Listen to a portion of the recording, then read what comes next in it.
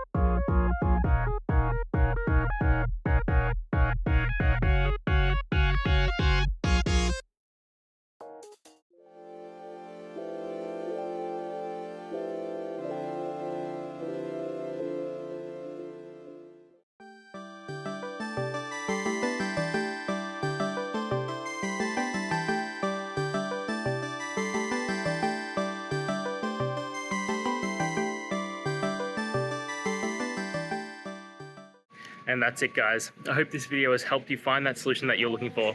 If it did, please hit the subscribe button. I'd really appreciate it. And until next time, I hope you have a good one. Cheers.